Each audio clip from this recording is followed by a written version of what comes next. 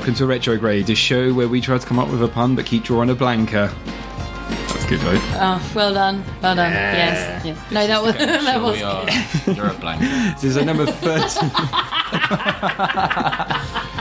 I had another one. I'm sure you can come up with a better pun. Oh, that's nice, Jack. That's good. I can, but... This is episode number 38, and today we're talking about Street Fighter 2, if you didn't guess by my comical stylings at the start. I'm enjoying this, you can. Yeah. My name's Jack Marshall, joined today by... That was good. He didn't even notice that one. Jack, that was never mind. It's because I'm Scottish. Joined today by James McFadden. All right. Roseanne Fisher. Hello. And special guest Neil Skinner. Hello again. Woo! So yeah, straight away we should say Anthony is sadly Two ill. things. One, don't ask where Anthony is. Two, don't ask why they call him the Skinner. 1 and 2 may or may not be linked. I had good news. My sister got married over the weekend. Yeah. Went to her wedding. That was really nice. Oh, that's why you've shaved. I was wondering why you'd shaved. True story, actually. My beard trimmer broke the morning of the Oh, wedding, man. so I had to go along like a hobo. So that wasn't good, like a hobo in a suit. But they had like all the little bits of themes, like the tables, and were named after WWF characters because she loves WWF. Not even joking. Oh, that's quite cool. After what characters? WWF, not right. the animals, not pandas. Like one table, I think it means WWE. I was on the Mr. Perfect table.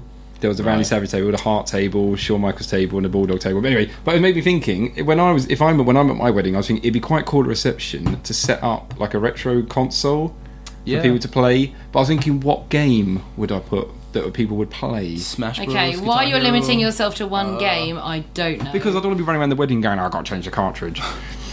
Well, you just have a pile of cartridges there. Weddings are pretty guess so. expensive, man. So you could probably afford in the budget. You to could get afford 3 a or 4 cartridge. You could afford a cartridge This changer. is it. Or you just get like your box thing you spent a fortune on that's rubbish. Oh yeah. That's it. And you just put all the games on that. Reminds me, Then you're not limited. which reminds me, we had a tweet, and I've forgotten his name now, so apologies for that. But he asked, "How is you for retro gaming?" And so far, actually, he's been pretty good. Does a job. I put all my legal ROMs onto a USB pen, put it in the back.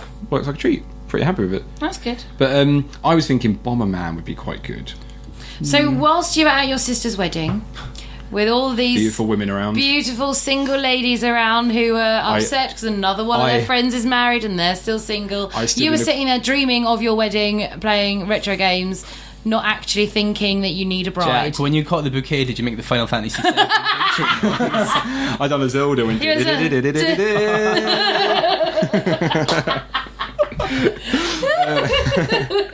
that would have been the most sad thing to do. No, I was thinking, Bomberman. Or I was thinking, to be honest, by the time I get married, Mario Kart, the Wii Jack. U will be Mario retro. Kart. Mario Kart would be pretty good. Yeah, I thought Mario Kart would be good. Someone should do a podcast Oh about that game. no! Jack just said by the time he gets married, the Wii U will be retro. That's what I was thinking. So I could do Super Mario Brothers U. That'd be brilliant. It's already basically retro. yeah, that's it's true. more obsolete than the Nintendo 64. Although if a 3D Pokemon game comes out on it, I am going to have to buy one. I tell you what, I'm not ever going to do though. That'll be where I draw the line of how geeky I make my wedding. Like, I'm not going to have like a video game cake or anything like that because I think that's I find that a bit sad.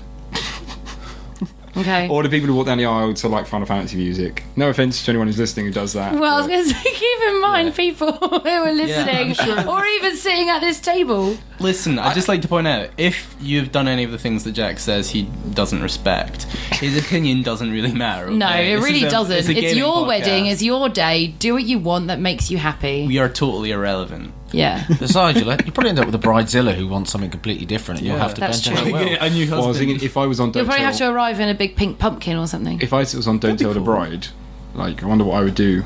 No, I dread to think what you'd do if you were on Don't Tell the Bride. The surprise is she's marrying you. It would be. It'd just be a normal wedding. She'd be like, oh damn. Oh, I wanted something really crazy. Oh, he's made it really traditional. Where's the rest of the 12 grand? In my pocket. What have you guys been up to? Anything interesting? I got a PS Vita. Wow. Why didn't you I thought you were going to get a 3DS. Yeah, I was at the shop. I was with Charlotte. She was like, "Get a 3DS." I was like, "I kind of want a Vita with the PS4 stuff." She's like, "No, get a 3DS." Get 3DS. So you vetoed that suggestion. Yeah, I did. I was there for like an hour. I couldn't decide, and then I just got the Vita because I mean it's so cool. And with PS Plus, you get loads of free games as long as you subscribe. So it's not really free, but they trick you into thinking that it is, and it's cool. It's like dark magic. It's so powerful. I mean, actually, it's weird because the phone I have in my pocket is more powerful, but it has analog sticks and buttons and stuff, which makes it good for. What games did you get? Well, just the ones that are on PS Plus. So I've got like the Uncharted one, which is actually surprisingly good. I thought it'd be terrible because obviously handheld games of like established franchises usually are. I've got a weird JRPG style one called Gravity Rush that utilizes like kind of the gyroscope or whatever. Oh yeah, that's it's really cool. It's cool. And I've got Motor Storm, which is awful. It's abysmal. None of the Motor Storm games are worth playing, but this one in particular will make you gag if you try. So overall, I like it. I'm surprised. I mean, I got it second hand. It was quite Do you like cheap. touching the back of it with your fingers? No, it's confusing. I don't see why it has 2 touchpads. It makes no sense whatsoever. I've seen it used once in Uncharted to like spin a skull that you have to explore. But that's a pretty niche use, to be honest.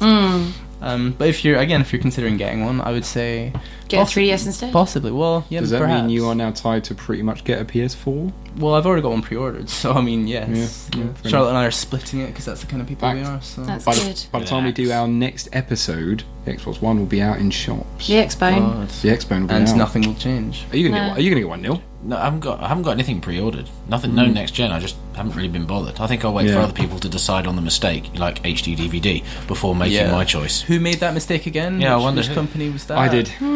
Jack made that mistake. Oh, you got an HD DVD? I brought the Xbox 360 HD DVD Do you drive. still God, have I can't it? believe it's for the Xbox 360. Thinking about that, it was years ago. But Do you still have that? yeah, still have it in the that cupboard. one day that is going to be a vintage item. You know, people I have have. like, the Power Glove. limited edition. And I still have Born Supremacy on HD DVD. In a red box. In case you ever want to come round and watch Born Supremacy. Back when hard copies of digital media was a thing. It's fantastic.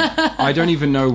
130 quid I spent on it. Oh, wow. And I was convinced That's more than I HD spent was on the gonna Vita, win. dude. I know. You're crazy. It seems ridiculous You're off your now. nut. And that's why I'm thinking about getting a Wii U. But this is what I do. I think about getting something. I buy it, like the HD DVD, and I realise why did I ever buy that? I would suggest that you really should never get a Wii U. There are one or two games. Super Mario Land 3D looks really fun. Yeah, but that's one I really game. want the new I really Zelda. I want to really wanna play, and play. there's It's rumours not- of the Pokemon. I'm waiting only if the Pokemon comes out Do when you I get mean the the Wii new U. Zelda or the really, really Well, I old mean Zelda? the remake of Wind The Waker. Wind Waker was great, but you can play it on a GameCube that'll cost you like 5 pence.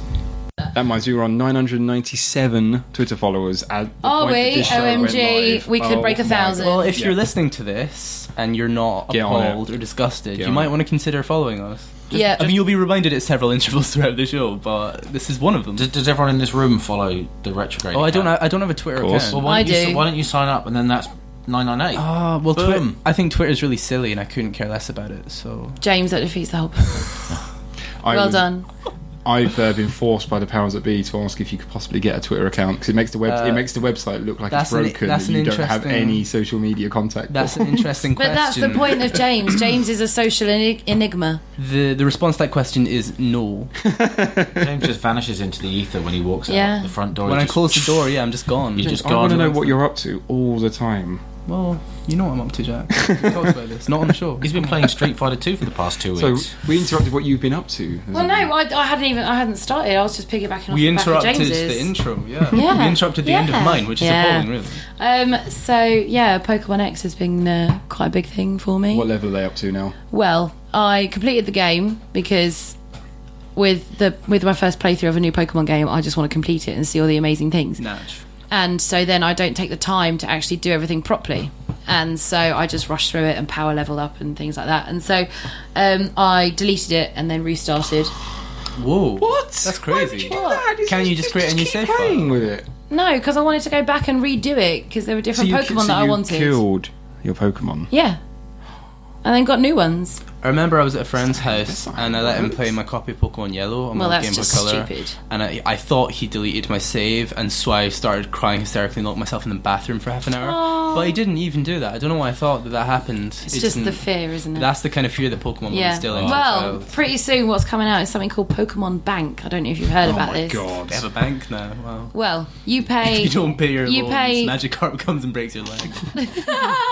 He can't. All he can do is splash. Oh yeah, Magikarp. it's- Can we it's just six- agree? it's Magikarp six- is the worst Pokemon. Oh, he is completely. Sucks. It's $6 per year for this Pokemon bank account, and then the idea is because What? with Pokemon X, you cannot import any Pokemon to it from the previous generations. You can trade them in from another player, but you can't do like the link with the two consoles next to each other and pass them up.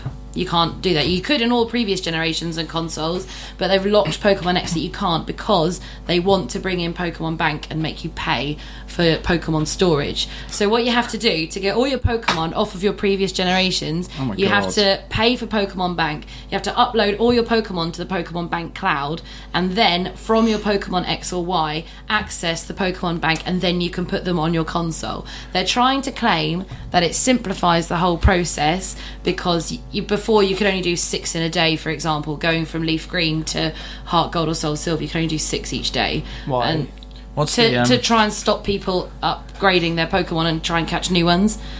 So they limited it to make it difficult, but now they're realising that people are that desperate that they're just going to spend days of their lives doing it. Yeah. So now they decided to monetize that desire that people have to have all the Pokemon, and so they're now doing Pokemon because Bank. It's Pokemon, people will just go, oh yes, loving it, Bank, that's brilliant. But if Call of Duty did that, they'd go, whoa, Activision burn. Call of Duty basically did do something. They have a subscription Pokemon do it worse. Pokemon are worse. Is it like an interest rate? Do you get like a third of a Pokemon a month? That would be amazing. Or like a free rail card if you're under the age of 25. That would be brilliant. A student Pokebank. I'd subscribe to that. Yeah, Pokebank. Imagine, and my actual money was that. Going to your overdraft. I don't know how that works. So I have decided with this revelation of Pokemon Bank that I am going to catch all the Pokemon. Well, what's the best one? I mean, we need to get that out of the way right now. The best one? It's Charizard. It's Growlithe. I got when I was a kid and Pokemon cards were still a thing. I got a shiny Charizard. We had this conversation in the Pokemon episode. Oh really? Yeah, and it was great. And you've lost it, guys. I had a shiny Charizard. My sister. Worth millions now. Aren't they worth like a couple of million? Those cards. Yeah. Well, I thought they would be. Is the weird thing when you think they're not like it. Beanie Babies. Pokemon cards actually did increase in value. Jane, we're wrong. But yeah, so Pokemon X has been a big thing, and Pokemon Bank obviously that launches soon. Guys, I have a Charizard. That's really cool. But we prefer, James, that you're here with us rather than being a multi-millionaire. Yeah. Because then you wouldn't associate with people like us. I would much rather have the millions, but I appreciate the sentiment. I've got a big box of Pogs in my parents' loft. They're not worth to be honest, I mean, I don't know why I've not cashed those in because I'm pretty sure they're worth like 200 quid a Pog. Basically. Yeah, must be. I'm sure there's there's a Pog bank somewhere. Yeah, there should be. Well, I should be the mayor of that bank because I'm rolling in Pogs. Right. In other news, the new Professor Layton is also coming out very, very soon. Reviews, so really I'm going to be wanting that. Yeah. Oh look, it's Christmas soon. Yes, it is. What a convenient thing. I know. I don't know what to get for Christmas. I really don't. There's nothing Professor I want. Layton, Pokemon X. No, Jack, get Pokemon Y, then we can trade. Yes. Oh my god, and then go to the bank and get into an overdraft and they go, we're taking away your Jigglypuff. So please don't touch my Jigglypuffs. Pokemon. It's Pokemon loan sharks, Pokemon mortgages. Oh yeah, and suddenly I'm homeless, just staring at my Pokemon game with no Pokemon. Going, I'm trying some Pokemon. Well, the thing is, right, I was reading the frequently asked questions about Pokemon Bank, and someone said, "What if I miss my payment 1 month? Yeah. Will you delete all my Pokemon?" Yes. And they said, "This is yet to be decided." Oh my god. Wow. So it's looking really scary. I'm going to start a company that refunds payment protection insurance against Pokebank. Against Pokemon. That's a good idea. So you can, Are you going to text me every 5 minutes about it? I am, yeah. You can get all the Pokemon back 10 years after you actually lost them. Oh, cool. Yeah. Even if I never had a Pokemon bank account, or this was before I was born. Exactly. Excellent. Oh my god. Anyway, we should roll into the Paul Monaghan competition. Obviously, Neil's banter. Oh, Neil, sorry, Neil, have you got banter? No, I don't have any. Banter. I left Book of Mormon for you to talk about. You should have told me about that. We went to see Book of Mormon. Good. Have you seen it? Have you heard of it? I've heard of it. It's very South Park creators. South Park and Matt Stone. It's very funny. It's not as inappropriate as I thought it would be, but it's still a good laugh. I bet there's quite a lot of It was really inappropriate. No. I'm sure there's a lot of morals. You definitely have to be over 18 to see. Yeah, but there was people to the next to us with a family. We hope they didn't speak English. Yeah. And there was an elderly Very couple small next child. to us. Elderly couple next to us who didn't seem to care for it. But yeah, I expected it to be a lot more scathing Lots than of it was. effing and jeffing. But there was they didn't say all Mormons are bad, full stop. They actually said it doesn't matter what you believe in. Everyone has something to believe in. Happy moral at the end. Sorry, spoilers. Did Stan come out at the end and suddenly give a moral? That would have been ace. No, but one guy has maggots in a place that I wouldn't want them. Oh. Yeah. What, and that was a recurring punchline throughout the songs. Was like there'd be a song, and then he suddenly burst through and sing this line about these maggots and where they were, and it just happened. Nice. It was a recurring joke. But no, it was great. There was some really catchy numbers in there. Really funny. So another example of monetising, I had to spend £10 today for a little adapter for my Apple MagSafe because I left my charger for my laptop at work. I got an old charger. I'll plug this into my new laptop. No, had to get £10 or something the size of a sugar brick. It looks like a Lego piece. It is. It cost me £10. It's very pretty, but £10 for this little MagSafe adapter. I had to do a presentation today with a MacBook. Went in there, sat down, tried to find the HDMI out. There wasn't one. So I was going to IT, and they were like, "What do you need?" I was like, "I guess I could use a VGA." And they're like, "We've got VGA, we've got DVI adapters, all of these adapters for a MacBook." I'm like, "This MacBook's worth like $1.5 grand. Why has it not got HDMI out on it?" Yeah. Mine, I'd like to point out the The new Retina ones ones. have, I The think, Retina ones yeah. like mine do. But no, it's DisplayPort. Apple are well known for their proprietary nonsense. But let's roll into the Paul Monahan competition, as I said. Anthony normally does, but he's not here, sadly. The prize last week was Devil May Cry 4, because we did Devil May Cry for the last episode, which was a great episode. You go listen to It was that. a really good one, Yes. And not because I wasn't on it. Not because you two We're not were on saying it. whether it was because of that or it wasn't. All we're saying is that it was a very good episode. You might listen to it. The winner of Devil May Cry 4 on Steam goes to @Depender. Depender? Depender. someone call an ambulance. Oh my god, it's actually Depender. DPENNDER. He won that, so well done to you. We'll be tweeting you in the next couple of days to send you out. To be fair, it's not spelt Depender. How's it spelled? DPENNDER. That's why it threw me off. He might just be like David Pennant. Yeah, I think his surname is Pender, and his first name begins with a D. I'm hoping one day we get a Twitter winner who's just @John. It'd be so easier. But yeah, congratulations to you. We'll be sending you that Steam code.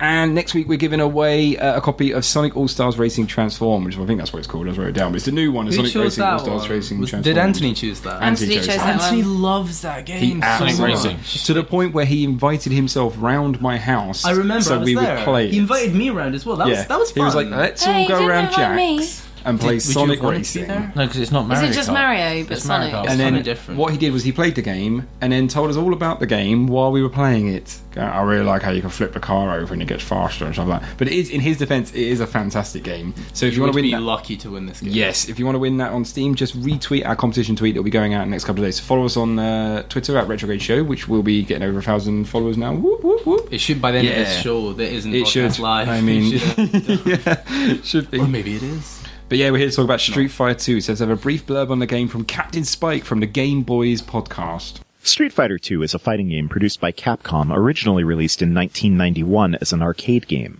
As a sequel to Street Fighter II improved upon the many concepts introduced in the first game, including the use of command-based special moves and a 6-button configuration, while offering players a selection of multiple playable characters, each with their own unique fighting style and special moves. Street Fighter is credited for starting the fighting game boom during the 1990s.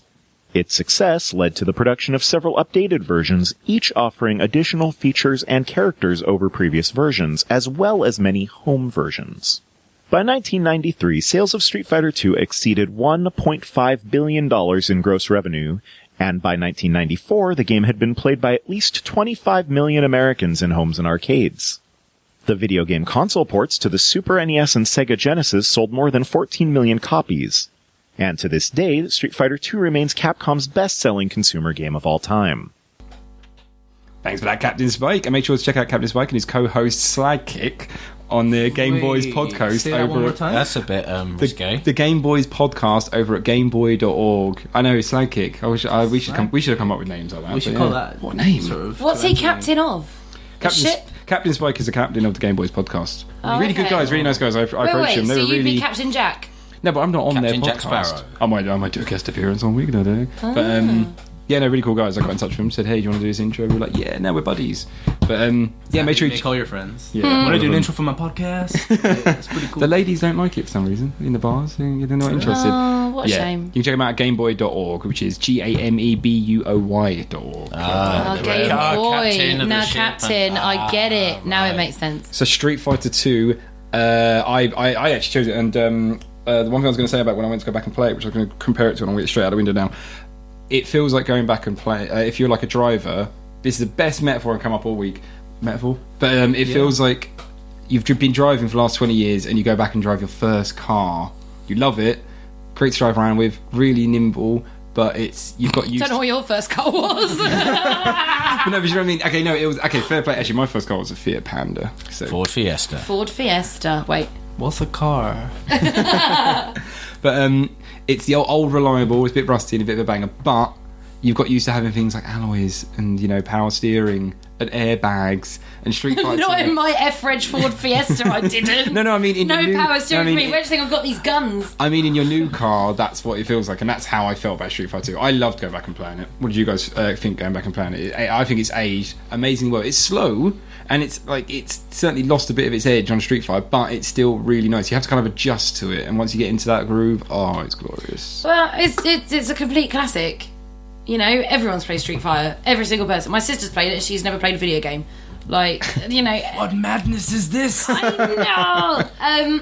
It is a classic. Everyone remembers it. Everyone played when they were younger. You either had it or you knew someone who did and you played it. And whether you liked it or not, it does exactly what it says on the tin. It is literally a pick up and play game. You fight in the streets. Yeah, you fight in the street around the world.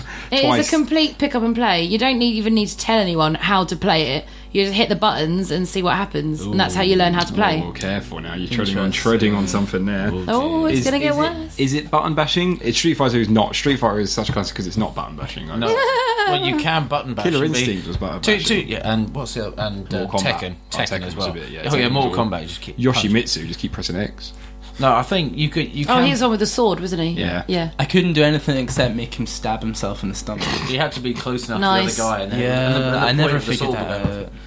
No, you can button bash, and if you play against someone who button bashes, then you'll have a word of a time. If you play against someone who like frame counts, they'll bash your buttons, and they'll bash your buttons and know all the combos, and then you'll have a bad time. Well, the whole idea is when the game came out, so it was one of the first things I remember when I got it. It was unheard. Well, okay, people are going to go, no. It was unheard of to have things like down, up, left, and punch to do a special move. It was like, what? What do you mean? Like, what? This is like... combos had never existed before Street Fighter. Oh yeah, the idea of combos. The actual, I mean, it's in trivia. The actual combos was a bug in the game they left in because they were convinced that no one would have the skill level to be able to do combos. Really? Because it was so specific timing to do that no one thought they would. Oh, do it. Okay. It's the whole. It's the whole down to a. Sorry, a bit there. Bit of an argument there. No, so it was the whole, I think, moving down and then rolling your thumb to left or right and stuff. The blister they gave you, the blister on the SNES pad. I used to get thumb blisters. But to be honest, I got that from Mario. To this day, the only games that really do that kind of idea of complex kind of fun movements in terms of to do something is beat 'em ups. I can't think of another game like in a first-person shooter where you have to go down, up, down, and then B. All I can think of is like Mario Kart with the drifting, with the hopping, drifting, and flip up the steering wheel to get a boost. But no, it's the combo is slightly got more ridiculous as the franchise got older. But the whole weird like button cramp getting nonsense you had to pull off to get this like perfect combo. See, that's why I just hit the buttons. Silent. So when you first saw your first fireball, did you go, I didn't know they could do that? Oh. No, because I did it a few times by accident. I don't know what I was doing. I just did it. I used to... my win streak, I was about 50-50 win-lose normally, just from button bashing. And I could have learned a few combos, but I didn't really want to. Like, it was just... I just enjoyed hitting the buttons and seeing what happened, and that was fun for me. I mean, Street Fighter's not a long game. So it's literally just, I fight people. I'm going to give you a calculator. You're going to have a whale of a time with all those buttons. Yeah, I know, right? It's kind of like spell rude words on calculators. The special moves and abilities and stuff. I remember as a kid, when I was like 5 years old playing this game, it was very...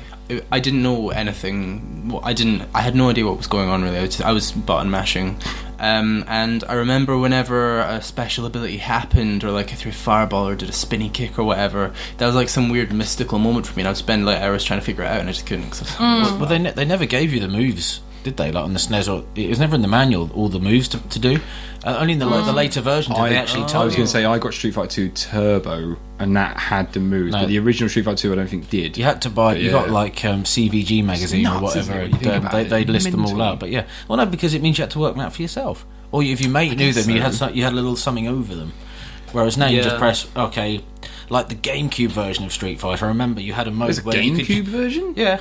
Street Fighter's on everything. Oh yeah, but like you had the dual analog sticks. Jinx. There's you had the dual analog sticks. You could actually use the right hand one, like you pressed up and it auto threw a fireball, or left and it auto did a dragon punch. So they mapped the combos, and it's just like I remember playing against a friend of mine who was just using this stick, and I got so frustrated because it's just they didn't have the skill. No, because they're like, fireball. It's just like, and there's me trying to break my wrist to do all this super combo, and they're just smacking me in the chops every time.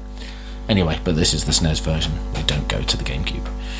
I think graphically, I love how. I mean, this might just have been because we were playing an upscaled version on Neil's giant telly, and obviously it's still pixelated, but it still looks really good. It looks what I would call classic now. It's got that classic beautiful 90s retro gaming look about it. Maybe you're judging that on sort of the game by itself. I mean, maybe that is the aesthetic that we judge to be classic because Street Fighter was released. Yeah. And so if it had been equally as beautiful but not Street Fighter and a less popular game, maybe we'd say it hasn't aged well because it doesn't look like Street Fighter. Oh, that's true. So I think I find it kind of hard to gauge because it's such like the shape, the characters, the backgrounds and stuff, they're so iconic now. I find it hard to separate that from kind of my childhood and just the general idea of gaming. I love the fact that everywhere you went was completely different. You know, the backgrounds, like Ryu stage, it was dark and foreboding. Then you had USSR. USSR Balrog stage, or M Bison if you're playing the Japanese version, was like the casino, the Las Vegas, glittering lights, and it was such a feast. I like that Japan was the centre of the world map. Well, every country does that with their own country. Yeah, I know, but I liked it on when that. they should do it was it. the first time I'd seen a map that wasn't British. So it did, we weren't in the middle. We were off on the left. I was like, what? Yeah.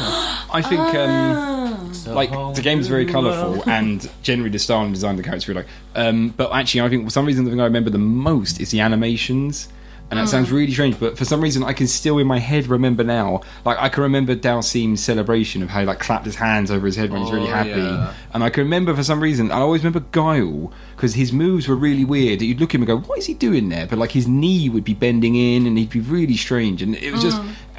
In my head, they're all there. Like I can remember Sagat, the way he like lean forward but pushes back out as he's doing like his tiger. In this game, he's the boss. Well, you had to go to it. Well, this was the other thing I was going to say because I remember when I played it and I was old enough to work out the moves. And I remember when I first got to the bosses, I was blown away. I was like, oh my god! I was terrified of Vega. He was so unpredictable. Or Balrog if you're playing the Japanese one. The as in masked Spanish. With the that guy. I remember the first time he climbed the fence and was going to jump on me. I was like, what the fuck is going on here? This is terrifying. I was really scared. It was really kind of like, I don't know. And then I can imagine little 10-year-old Jack. You do that thing that kids do. You've gotten up from your seat and you're dancing around on your toes like, what do I do? It was. I remember getting to when I got to M Bison and he just absolutely whooped me. I was like, there's no way I'm ever going to beat this guy. It was so brilliant. But one thing I was going to mention about, which I'm still to this day can't believe Street Fighter did so well, number 2, and even the latest Street Fighters I don't think have managed to do this as well. The character designs of those initial 8 and the 4 bosses are just perfect. They are stunning. Like, I don't know why, they're just so good. And balanced, I don't know how they managed to get it so spot on in the fact that just something in their designs like Chun-Li, well, the thing is, Guile, Dalsim, Zangief, they're just brilliant. The characters don't have fluid motion. They're very much from picture to picture to picture, and they've got set pictures that they have for them, but they have a huge amount of those pictures. Because if you look at their moves, like with Chun-Li when she's doing her special move with her right leg kick, okay, so it's leg down, then leg up, then leg down, then leg up. Yeah. There's no animation to get her leg from the down position to the up position. It's just it was there, now it's there. That's just straight. And so that's sprite swapping, wasn't it? Yeah, exactly. And well, that's so how you animate sprites, though. Yeah, but I mean, it's not that fluid motion, and so it's got that slight jerkiness to it, which visually is still really appealing, and it makes the moves seem like they've got more impact because it's jerky like that. If it was fluid, then it would be how pretty, look at them go. But now it's like move. It'd be a bit weird if her leg was just like swooshing up and down, sort of. Exactly. If you actually think about that move, it would be pretty strange to see someone do in real life. Just like waving their leg up and down. Bizarrely, I was recently, and I'll do this in the trivia later, but Akira Nishintani, who was the director of the Street Fighter 2 game, he went on Twitter and started talking about it, and he was saying actually people asked him how did you get the balance so right between the characters, and he said it's quite funny that happened because we never spent any time on trying to balance characters, very little. The whole game, when it was made for arcade, was designed to basically look really pretty and really fun and really colourful and to get people to play. So in terms of balancing, we just made the characters, made them a bit mental. Things like Dalsim's long arms and stuff like that look really cool, and Zangief being just like a bear that could grab him and throw him on the floor. Yeah. They said they didn't spend much time balancing them, which is funny because nowadays they spend months making sure the balance of the characters. But then you have 20 plus characters to have to worry about. And also nowadays it's actually a legitimate esport, so people are playing that for a career. But it just makes me laugh because at the time, so other games came out that followed it, like Mortal Kombat and Killer Instinct, and yet I can't remember many. I mean, I can remember characters, but I can't remember all of them. But the Street Fighter lineup, and it's not because I played it a lot. I can name quite. I reckon most people could probably name you a couple of Street Fighter characters. They could go. Yeah. I reckon they probably get to Chun-Li, Ryu, Ken, and then maybe Guile, maybe a couple more. But it's a weird coincidence actually. I'm reading the sequel to The Shining that Stephen King just put out. It's a sequel to The Shining. Yeah, it's a really good book. It's very enjoyable. Oh, I didn't know that. One of the characters in that mentions playing Street Fighter, which I thought was quite funny. It's permeated the social consciousness to such a degree that even Stephen King's putting it in his of course book. it has. Like I said, everyone has played Street Fighter at some point in their life. In the book The Beach, who I can't remember, was it Chuck? It wasn't Chuck Palahniuk who wrote that. No, it's Alex something or other. There's a scene in that when the guy is on the beach with that tribes of people that were there and stuff, and he was saying how one of them, he's amazed one of them's got a Super Nintendo, and he starts talking about how he was playing as Ryu and he jumped in the air, and the moment he was in the air he could hear the guy who was playing as Blanca bashing the B button, and he knew he was going to die, but he had all this time to think about it while he was about to hit him, and that was in the book, and I was like, that's awesome that he's kind of put that in, and it's true, and it is like, again, another thing saying about the animation, the character designs, there are so many kind of Street Fighter has these great moments of like just iconic moments that people like remember. Well, and it's the Hadouken became a viral meme, didn't it? Everyone started taking Hadouken photos and posting them on Twitter and everything. And I really enjoyed that. I think that's slightly infuriating. You know, it's the same as the the pictures were hilarious. It's the same as the supermodel who walks down the street wearing a hoodie with the word nerd superimposed over it. You know, people. It's like, oh, the cake is a lie. Oh yeah, do you know where that's from? I mean, I'm not like it sounds very elitist to say, but it irritates me when people bastardize culture, and not just gaming nerd stuff. Like the Rolling Stones lips.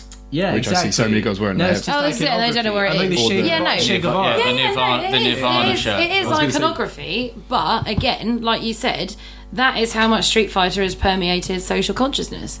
Oh yeah, totally. My point was just that some people big words there. So here's I've got a degree. I know there's a couple of animes on it, but something I was always. And my housemate Mark, who's been on the show, is furious I'm going to say this, but why can't they make a decent film on Street Fighter? Because there's no storyline. Come on, that one film with... Did you not see Mortal Kombat with Kylie Minogue and Jean-Claude Van Damme and Raul Julia? It was amazing. That has a really good line, actually. It's like... Raul says it, he does. The day that M. Bison came to your village was like the biggest day in your life, but to me it was Tuesday. Yeah, that's a good line. Yeah. There's the manga, there is a Street Fighter animated film that's actually really good, though. But, I remember that. Yeah, it's really. It starts with Sagat fighting Ryu, and it's Ryu. Ryu. I've been calling him Ryu. Oh no, wait, we did this. It depends on whether you're Japanese or English. When did we do this? We did it at some point. We talked about Street Fighter before, and we talked about Ryu. We talked about Ryu. We've had this conversation. I'm sure we have. And Anthony said one is Keen or Ken. Keen only if you're from Australia, mate. Zangief. Jack, that was your normal voice. What characters do you guys normally fight as? Chun-Li. Ken or Chun-Li. I'm a girl. I play Chun-Li. I used to in Street Fighter 2. I'd always be Ryu. I was always Ryu. Because he's the main one, isn't he? Well, in Street Fighter 2, Ryu and Ken were the same because they were the default template characters, and they knew that people would want to play as. And I remember getting Turbo, and you could play as the same character, except Ryu versus Ryu. And I was like, what? That doesn't make any sense. Wait, I remember with Turbo. Ken and Ryu aren't the same, though. In Street Fighter 2, like the first one, they're the same character. They're exactly the same. The same strength, were the same we not speed. playing that a second ago? We were. Because I think because Ken came from the original Street Fighter, didn't he, as well? So I think Ryu and Ken and Sagat were the ones they brought over from the original Street Fighter. Yeah, they did. I think it was just a case of model swap, but all the physics were the same. It's because Ryu was kind of like the default template that most people would want to play as, so they figured we better make a character exactly the same moves and styles, so people could play as. So they can have the two-player. But when did they introduce the fact that Ryu has a longer... They introduced in the second one, which I think is Street Fighter Ultimate. I've got it here. Champion actually, Edition, there's Turbo. Street Fighter 2 Special Championship Edition is when they brought in the fact that Ryu and Ken was a little bit faster but a bit weaker. And then they also gave you the ability that you could pick like costumes, and then you could have Ryu versus Ryu, which I remember I was like, well, that doesn't make any sense. It's gonna have Ryu versus Ryu. He's not two of him, but I just gave up and went, oh, whatever. I remember the colour They stopped answering my letters. Remember the colour swap? If you had played the colour swap Ryu, your name was blue instead of yellow under your health bar. Yeah, I always loved as well that whenever I played with my brother, and me and my brother, we were huge Street Fighter 2 fans. If you're on the right side of the screen, I always thought you were at a slight disadvantage because you always started in the single player on the left side, so you learnt to do the moves on the right, like on the kind of on the D-pad to the right side. When you're on the left side of the screen, it's flipped the other way. You just jump over him and then fight for the normal side. Well, that's the thing, but you can throw them and stuff, like you throw them back over. And actually, that is a good point, because in sort of Western media in general, we're conditioned to look from left to right. I mean, reading books, sort of in films and composition, I'd imagine stuff. I have no idea what I'm talking about. Braille is left to right. Yeah. Whereas in Japanese, obviously, you don't read it left to right. No, it's up and down. Yeah. Well, up and down. No, it's just down. It's just down. I wondered if they ever considered that if you go off the right side of the screen, you come on the left side. I wonder if they ever thought about doing that. But that would I'm sure I've played a fighting game. Does that. Mortal Kombat Scorpion has that move. You do a crazy move and you jump out. I don't know. I'm sure I've played a game that's fluid like that. Anyway, it's so good as well. Like in Mortal Kombat, I think picked up on it. The sort of the idea of taunting, because I know Scorpion's got the classic "come here," which to be honest might be my favourite. That's not the line. Oh, get over here! Yeah, so, which is like such an iconic line. And Street Fighter did it first, but not as well, because they got the Haryuken and all that sort of thing, which people still. Is it Haryuken? What? I think Shoryuken, spinning bird kick, and all that, which are brilliant. And I love that. When I was a kid in the playground, we used to like play rough and tumble and scream these, throwing fire at each other. Well, no, like to try and do Zangiefs and spinning pile driver in the playground and breaking kids' necks. You know, that's good times. Pile driving kids in the playground. Throw out a claim that I'm going to stand by, that you're going to go into that. Okay. This is the best music I've ever heard in a game. Shut up, Jack! You say this about all the games. This is the only I sound. Heard you say that. You said this. So you said that about Kirby Superstar and Transport Tycoon. Goodness sake! And Transport. You did Transport Tycoon. I could have a playlist of just Transport Tycoon and Street Fighter. You could have a playlist of just gaming music, and you'd be happy. I have like 9 playlists that are just gaming music. Well, I know I've got a CD of Zelda as well, but you know, like it's just. But if I go down the gym, I put on Ken's music, and I am pumped. No, I don't agree with the statement you just made, but it does have some phenomenal music. That shimmy's quite worrying. Especially Guile's theme, and again, that's been reappropriated for a lot of viral videos and stuff. Like Guile's theme goes with everything, obviously. But yeah, the music is brilliant. It's because back then there was such a focus on kind of catchy melody that's just repeated over and over and over. That's why they have such really strong especially with hits. Mario and Sonic. Yeah, because there was no sort of, the technology didn't really allow you to layer sounds that much. So instead of composing sort of vertically, they composed horizontally for melody and not texture. So it's kind of like ba-ba-da-ba-da, instead of like 10 instruments at once, which can be a bit less catchy. It's like if you listen to 90s pop music, it's pretty, it's pretty similar. And as well, on the Amiga, my mate used to make mods, like mod files, like synth, and that was.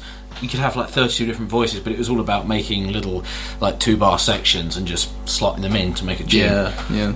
See, the music for Street Fighter has never had a lasting impression on me. Oh, really? I've never played it for any great length of time. It's always just been, I'll have a go. Okay, no. Quick pop quiz. Vega the Spaniard, what's his level music?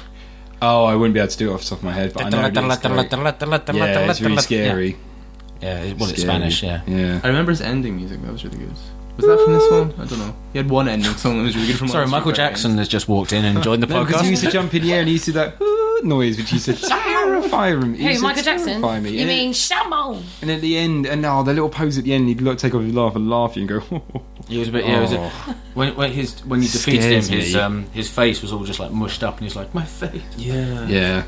Shouldn't have been attacking people with claws and stuff. No, I really felt satisfaction if you punched him hard enough and they fell off. Yeah. And how bizarre is it that Balrog, the boxer, or M. Bison in the Japanese version, is it? He couldn't kick. He just didn't have a kick. Well, he's a boxer, Jack. I know, but it's so weird when you think about it. It's like, doesn't kick. But and I always used to laugh. Looking back on it now, it didn't seem weird at the time, but looking back on it when I played it this week, there's bonus round where you just beat up a car and some barrels, which isn't in the sense I don't think the barrel. No, if you think about it, that's a way for you to practice, but as it were, and think but it's more the and notion, try and find combo moves. It's more the silliness. I don't know why it makes me giggle, but just a car and the car's going dudum, like getting beaten like hell out of it. And it's like, it just seems like such a silly bonus round to have, and yet it's still in. I think it's even in like Super Street Fighter 4. They brought back the beat up the car mode, where you're like punching the car from the side, going punch. I personally think that the sound effects of the actual punches and kicks and stuff, and you hear them hitting, I think that's what makes the game for me. They're lifted straight from 70s kung fu films, aren't they? It gives you that satisfaction of hitting something. Like, yes, I'm only hitting buttons, but on screen I'm hitting someone, and it's really quite therapeutic in a way to be venting that much anger on someone. And I find it, it's better than all these first person shooters where you're shooting people with guns and people say that's therapeutic, and it's like, well, no, Street Fighter's better because you've got all those sounds. You do some good sounds for it. I do, yeah. Do your punch. You put me on the spot now. That's a good that was one. that was actually good. We just overlaid the punch sound from Street Fighter there. You have to wait for another episode to hear. He does do some good ones. He pretends to punch me when we're in public, and he does the noise. Pretends to give me black eyes. I spoke in front of other people. Pretends to push me down the stairs. I was wondering. But no, I think the sound effects are really, really good, and I think that without those, the game would lose a lot of its appeal for a lot of people. They are quite meaty, aren't they? Yeah, that's I think it. The one thing they're really exaggerated. The Mega Drive version, the Genesis version, was better on the SNES. I think Mega Drive was always more bassy with the sound effects that handled the oomph better. Yeah. And the SNES was better at the high end, and the voices didn't sound like they were underwater. Yeah, which is good. That usually helps. There's a lot of stuff in the game like that's just, I don't know if they stumbled on it by accident, but it's just perfectly designed, like little design aspects that are brilliant. Like, I always love that if you do a special move and it fails, you've got this vulnerability for a few seconds. So like, if you do a spinning bird kick and you miss the person, you're still doing the move. You can't stop the move. You're locked in it, and the other person has time to prepare, ready for you to come down and then go, right, uppercut, douche, got you. And it's little things like that are brilliant. Even like the dizzy mode, where it is when they're confused. If you take too much damage, you get dizzy, which is unfair. You wouldn't get that in games. If you're losing, you start to lose even harder. Yeah, exactly. Like, why? And it's because it's just made to pure frustration. Otherwise, how will you learn? Make him dizzy for punching me so much. Why give me a chance to come back? That happens in Pokemon. But they get dizzy from punching too much. They get confused from attacking too much, too strong. Oh, really? Yeah. Some moves, when you use them, they last for 2 or 3 turns, and then they get confused due to fatigue. Well, Pokemon and then they can't do anything for a bit. Yeah, that's right. And then the other Pokemon that's just been beat up can get back in. Don't forget, there's also the aspect that you've got 3 rounds.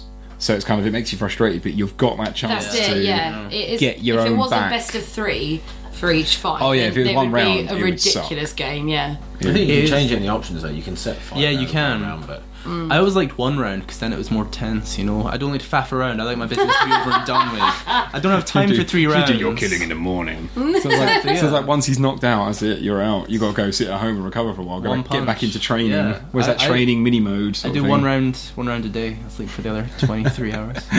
It's a long round, Jack. The game is quite similar in a way to chess, I think, because there are so many positional concerns. You kind of have to be looking a few moves ahead. Like, you have to know what he's going to do, and you have to know what you're going to do in response to that, and then what he's going to do in response to that. And you need to know all of the move sets, who he's playing, who you're playing, what the type of person he is, almost like his character.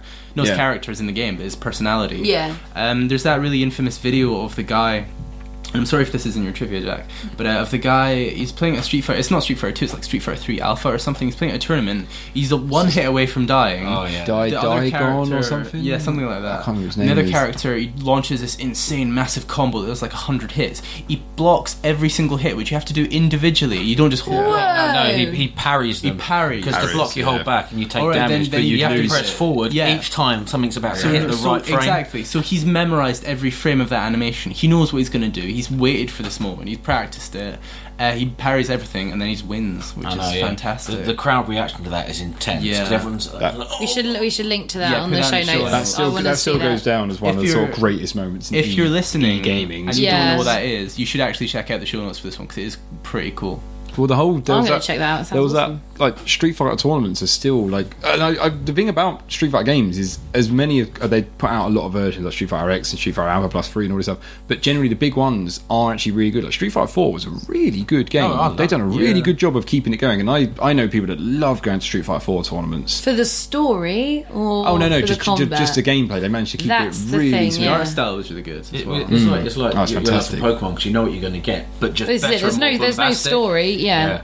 The reveal trailer for Street Fighter 4, I still remember, it's Ryu and Ken, they're fighting, but as they punch, like, splots of ink come off of them. Yeah. And I remember that reveal and thinking, wow, this is really cool. This is really going to be good. Yeah, it's very cool. I got that and played it I played it online, and there's some people that are a lot better than I am. I tried playing online, but the online never worked that well for me. Like, the servers always seemed to be down, or the PTP it was weird. You clicked, I want to play a game, and then it just matched you against someone who happened to click it at the same time. It's a bit rubbish usually. Yeah. But that reminds me, a friend of mine used to play games with, went to Japan for holidays. A massive, like, was it Japanophile? Japanophile. Yeah. Gaijin. Yeah, kind of. But he went to Japan to go and get loads of anime, and he went to an arcade and he played a 12-year-old girl at Street Fighter 2 and got his backside handed to him. Oh, really? He was good. He would beat all of us perfect each time, but this 12-year-old just ripped him a new one each and every time. Were her eyes glowing red? No. She had a Hello Kitty backpack on though. Oh, okay. Hello Kitty backpack, yeah. Bunches really high up on her head. Little tartan skirt, knee-high socks. He was you know the kind. He was called a gaijin. You know, all these things. See, really? Yeah. Then he left. Sad. That's a shame.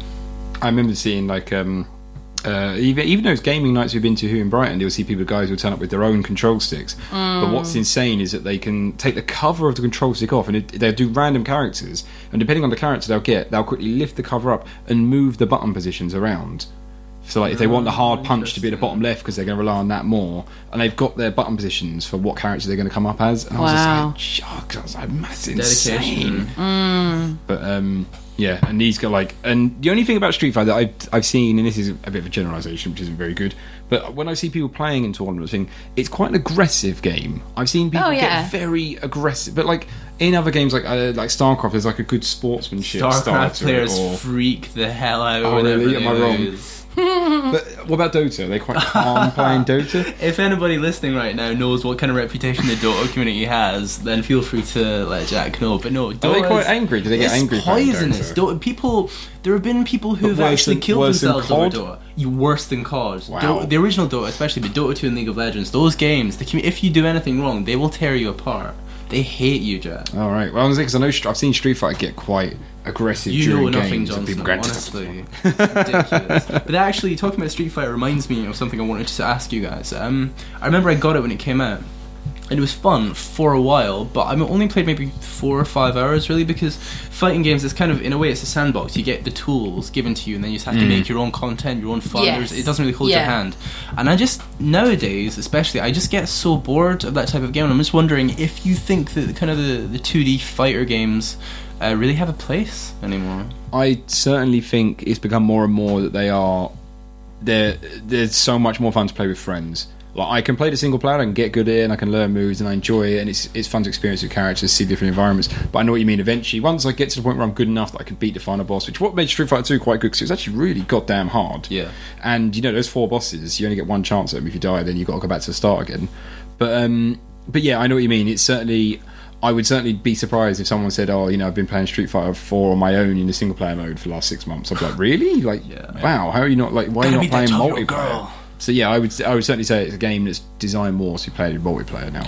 Well, that's like they've released Marvel vs. Capcom, haven't they? Yeah, Capcom vs SNK. Yeah, and it's all those classic characters and animated comic book characters, just in a beat 'em up, and that's all it is. Have you heard of? And the graphics are insane. Have you heard of Salty Bet? Oh, Anthony turned me on to that. It's weird, isn't it? It's a website that a guy built where basically it just has a random CPU. It's based on this game called Mugen. Mugen.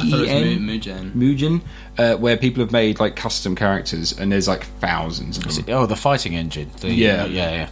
It's incredibly hard to set up. I tried to download it and set it up, and I was like, this is ridiculous, I can't be bothered. But anyway, this thing called Sorty Bet is basically so it randomises opponents, and then while it's loading, you can bet using salty money, I think, whatever it's called, and you can bet on who's going to win. If you win, you get more money. If you don't, it's like a chat room. So you're watching a game, and you go, oh, it's Homer Simpson versus Ronald McDonald or something. Oh, I'll bet on Ronald McDonald. He loses, you lose a bit of money. And it's like that. And it's very, very popular. I was fascinated because obviously that kind of comes from Street Fighter. And it's going to bring me into the fact that, like, 2D beat-em-ups have become quite... they still exist, but they've almost become quite... what's the word? Like, cult games now? I think you get, like... Is Persona 4, is that a beat-em-up? No, Persona 4 is like a hardcore JRPG. Sorry, okay, I'm thinking of... Yeah, there's a few like Japanese beat-em-ups I see every so often on the Xbox 360. Rival Schools and things like that. Soul Calibur, stuff like that. Gear. Yeah, maybe I'm Guilty Gear. I think with Glasgow, that's where you're from, isn't it? Glasgow. I think the 2D beat 'em up still has a point because it is pretty much instant gratification. You get 3 rounds, you're done in 2 minutes. It's very satisfying. You slap your mate around and then you move the controller next to the next person. But a 3D beat 'em up is they've all invariably, with the layers and going round each other, it kind of takes away from that simple pick up and pick up and play. It's like 2D platforms will never go away. Because it's just like people who are of a certain age prefer that to a 3D open world. Like I prefer the 2D platform Mario to the Mario 64 Mario Sunshine. Wait, are you kidding me? Is this like, does the house have some kind of evil enchantment that means whenever you live here for more than 2 days you go insane? Super Mario World better than Mario 64? Yeah. Many reasons, James. Oh, but, man. James, would you like to live here for 3 days? Not if it means losing my mind. You can lose other things. Anyway, your point, Neil. No, it's more the fact it's no. Oh, okay. No, it's more that it's the instant pick up and play, knock around. It's very quick and easy, and it's a great social game. You don't have to invest your time into it. You can beat your mate up. It's the satisfying sounds. The moves are pretty similar. You don't have to worry about layers or different stances. I think Smash Brothers took that element of social, let's get 4 people beating each other up on a screen, and took it to the more extreme now that people love. People who Smash Brothers, absolutely, people love it. Yeah. Like the fans of Smash Brothers are some of the most die-hard fans. Definitely, absolutely love it. I say the game has little longevity, but it's got super replay value because it's just a great laugh. Like I was saying at the start, to be honest, I was saying if I had a wedding and set up a SNES, one of the games would have to be Street Fighter 2. Because I know that people will go like... Well, that's it. Turbo, Everyone obviously. is able to play it straight away because even if you've never played it before and you just button bash, you're going to do some stuff. You're going to think, hey, that's pretty cool. Yeah. And then you go on and then someone might teach you a move and And then I miss my wedding and I get a divorce and all that sort of stuff. Well, if you've missed your wedding, you can't get divorced. Oh, snap. Technically, you set the console up and the party at the end of it, so... Yeah. Well, I was thinking actually a great one, but it might be too noisy to be Rock Band. Rock Band would be good, but you'd never bring it. You'd always say you would, and then you just finish. Yeah, that's the problem. It's true. We'd have to do it around you someone guys won't else's... be at a wedding anyway. wouldn't turn up. What? We'd have to do it around Right. someone else's wedding. Yeah, exactly. Well, just turn up with Rock Band. I know it's a wedding, but I brought Rock Band. I set it up in there. Yeah, exactly. Do you want to hear some trivia? I've got a bit. Go on, you go first. Zangief was included as a bad guy in Wreck-It Ralph, not because he is the ultimate boss. I mean, he's a playable character. But because the director of Wreck-It Ralph played Street Fighter 2 when he was younger, and Zangief was the most difficult one he ever played, and because he hated Zangief so much, he put him in Wreck-It Ralph as a bad guy, and That's interesting. yeah, I remember and did that. I remember That's why Zangief is in there as a bad guy instead of M. Bison or anyone. I remember Bison is in Capcom there. and Nintendo had some damn it, he discussions. They had some discussions about the size of characters because Yeah, I linked you to the article. Yeah, it's good. Yeah, I put It it on was Facebook. it was on Reddit. I saw as well. Oh, okay. Yeah, so got you there. Zangief was originally going to go by the name of Vodka Globalski. Are you kidding me? Yeah, that was going to be his original name when they first made it. And one of his celebration dances, but I think there's still images of, was him dancing with Gorbachev. Is that right? The guy with the birthmark on his head? Bald guy, the Russian guy? Gorbachev? Sure. I don't know. The guy who Slobodan killed Milosevic. communism. Slobodan Milosevic, maybe? I don't know. No, that's the Yugoslav war criminal. Oh, okay, not him then. He's not dancing No. with him in Street Fighter 2. That'd be an interesting 2D beat 'em up. Yeah, just like communist war criminals of past and present, and see who would win. In the original manual, with his blonde hair and Californian love of convertibles, Ken is known as the All-American Street Fighter, but he's actually 3/4 Japanese, and he actually has to dye his hair blonde What's to get the that other colour. quarter? Is that American? I think it's American, yeah. And originally, in the original kind of manual, Dalsim has a grudge against Balrog the Boxer. In Dalsim's original Street Fighter 2 background, you see 6 elephants trumpeting in the background. The second elephant on the right is Dalsim's pet elephant. The best friend of Dalsim's pet elephant was killed by Balrog while practicing his gigaton punch technique, and the two have been sworn enemies ever since. That's a pretty intense backstory. yeah. That's either a pretty intense or a Friday afternoon backstory. is some trivia. In the Go SNES on. one, there's only 4 elephants on Dalsim's stage Yeah, instead of 'cause they 6 didn't have because enough. of the frame rate. Yeah, that's right. Oh, interesting. Vega was originally going to be an English knight, like one like sort of Crusaders Oh, that would have knight. been cool. That would have Yeah. been awesome. And he went through dozens of iterations before he finally became Smash Boy. All of the Stupid characters Spain. went through a lot of iterations, and the only one that originally matches her original concept art is Chun-Li. Chun-Li! Yeah, she's the only one that stayed the same. That's because she's But I awesome. thought the guy said they didn't bother doing that with the characters. They just, I suppose they probably. Well, he was evolved. they were working on the art of them and stuff. But Yoko Shimomura was the woman behind the music of Super Mario RPG, Parasite Eve, Legend of Mana, Kingdom Hearts, and Mario and Luigi. Composed almost the entire soundtrack of Street Fighter 2.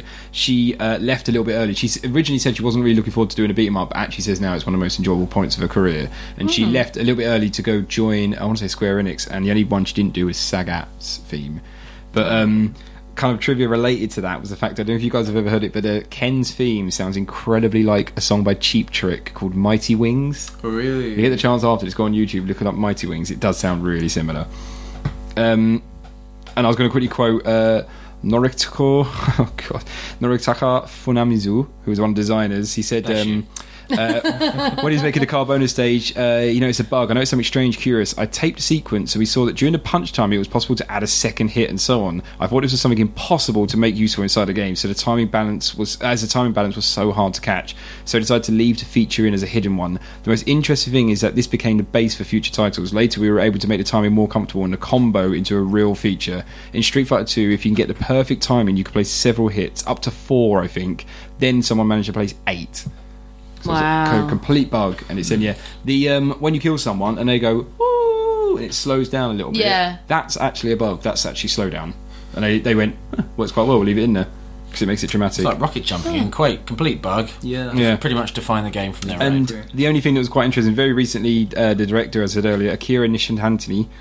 Went on he's in this podcast. Nishitani. I'm so sorry to Japanese listeners. I can't pronounce it. I'm really sorry. But that's a very easy word. Nishitani. Akira Nishitani. Nishitani, thank you. That guy then. Got there in the end. Well done. He was on Twitter and he answered a bunch of really fascinating questions. Originally, characters were supposed to take more damage when hit while in dizzy mode. Oh dear. It was removed for balancing issues, though a glitch was accidentally left in World Warrior where Ryu would take more damage at 1 frame of his animation, and people managed to exploit that and get it right. Wow. There were plans for weak points on certain characters, but they scrapped it. Thought it'd be a bit unfair. That would have been cool. Like if you kicked him in the shin, they go, "Oh, my shin!" My shin! Projectiles were originally planned to be able to be ducked under. You can duck under Sagat's. Yeah, you can. But he does a high and a low. But and originally on the game's continue screen, on the Japanese-only advice screen, there'd be advice at the bottom that was be dispensed by a mysterious old man. And I learned a bit of it. I had no idea. Akuma's in Street Fighter 2 Turbo. Yeah. I had that game for 10 years. I didn't know that he was in there. You had to, and this is what I love about retro gaming, you had to go on the character select. You had to move to Ryu for 3 to 4 seconds, then to T-Hawk for 3 to 4 seconds, then to Guile for 3 to 4 seconds, then to Cammy for 3 to 4 seconds, then go back to Ryu and press all the punch buttons and start.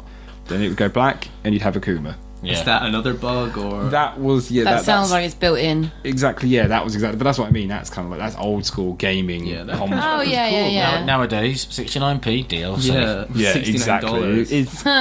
Well, I remember the Super Mario Kart when you got the light, not lightning. What's the final level? Rainbow. But there was the final cup was a secret, and you had to press LR A B or something. Oh, really? And it was like, what? Was it just special cup? And then something? you could do special cup, and then you could do that cup backwards as well. And I was like, I thought I thought when you clocked all the other tracks, you got it for free. Yeah, or maybe you can. No, Jack's talking about you can then play it backwards if you put a special. I think so. in. Yeah, there was little stuff like that. I remember there'd be like in games, there'd be whole features. That's where the Konami code came from, isn't it? Yeah, that's true. That's a big thing. But yeah, that brings us kind of to the end of talking about Street Fighter 2. So we go into the Retrograde part of the show. I chose this, so I'm going to say let's grade this as. Let's go for easy Street Fighter characters. Everyone's going to pick right. Chun-Li. Let's just say that, and off they go. Why Chun-Li? She's a girl. I'm a girl. What's this game's girl? Is it? No. Lisanne's review of this game is that she is a girl. Why not Cammy? Because she's a British girl. Why can't you be Cammy? I don't know who that is. She's the British girl.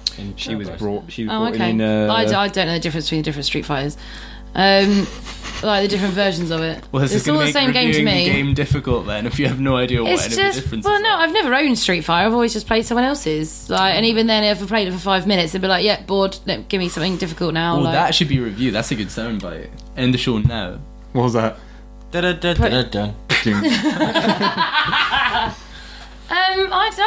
know. Just Fighters is a rubbish one. Give me something more metaphorical. Something more abstract. Yeah. What about boxers? Famous boxers. That's rubbish. Oh my god! I only know big famous ones. Do something totally unrelated to the game.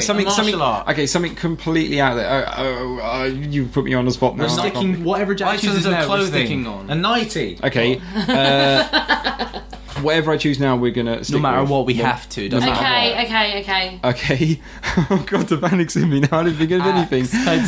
Okay. Types of axe. Stop looking at my fish tank. Stop looking at the fish tank. Compare it to a character from a Nickelodeon cartoon. What would it be? Oh, that's God. Okay. Oh, that's not abstract enough for me. No, it's too vague. It's not specific enough. I'm oh dear. Go on then. SpongeBob. Oh, I was going to choose SpongeBob. I was first.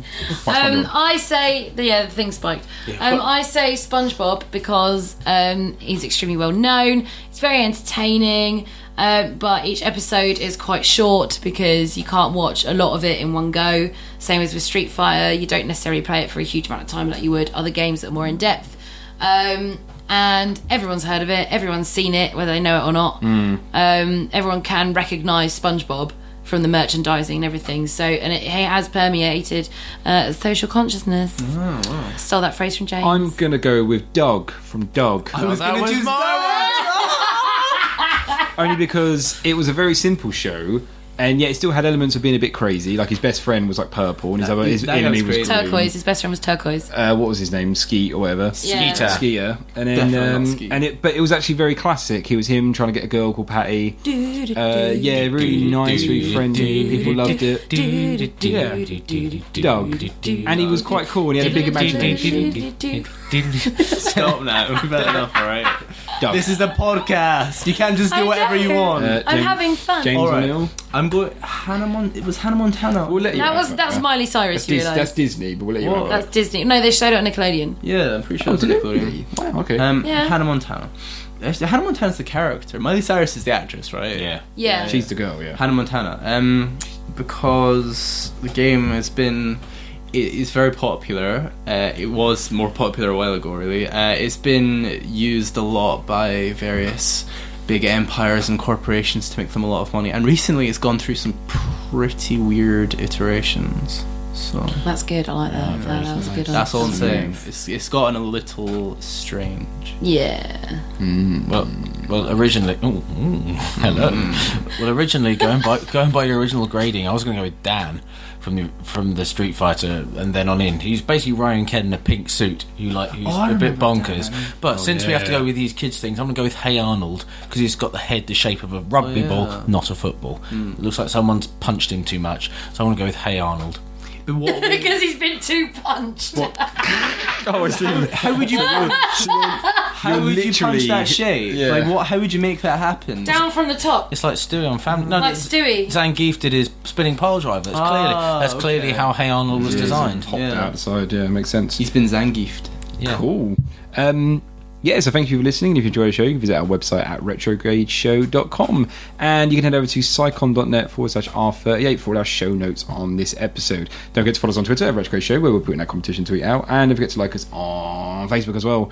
We're going to be back in 2 weeks' time for Super Mario Brothers on the NES. Neil, you'll have to do this because Anthony isn't here. I do have Mario Brothers on a NES in my living room. So Neil, why did you? NES. I'm going to be playing this on an actual NES. We're going to have. I'm pretty sure we've nearly covered every Super Mario game now. Yeah, mostly because of Anthony. So Neil, why did you choose this game? Because I like it. Sweet. And as a child, I couldn't afford it. I could only play with rocks. And your brother had a Mega Drive. My brother had a Mega Drive. And I used the rocks on the Mega Drive, and then I liked Mario. Did you not choose Super Mario Brothers? Huh? Did you not choose Super Mario Brothers? No, I chose Super Mario World. Anthony chose That's it. why this is happening. I was really confused by this joke. Anthony chose it. I didn't realise that because it's not the sort of game Anthony chooses. Like no, Jack. If you remember, the order goes you, Anthony, me, James. Okay, sensible. You've just done a game, so now it's Anthony. I reckon sensible. One of you said in the pub, off air, of course, that you should have more NES games and hence DuckTales. Yeah. This is pretty much the classic NES. Pretty much started it all. One of the greatest selling games of all It came time. with Duck Hunt sometimes. Yeah. Or it came with none of those things. But I think that's probably why. Imagine doing a show on Duck Hunt. Oh, I don't know how we could drag that out. Well, no, you wouldn't be able to use... the show for Duck Hunt could just be us going and hunting ducks. Very British. Would anyone It's quite good that? fun, actually. Have you hunted ducks? No, duck face people on Facebook. I've shot Gunsy.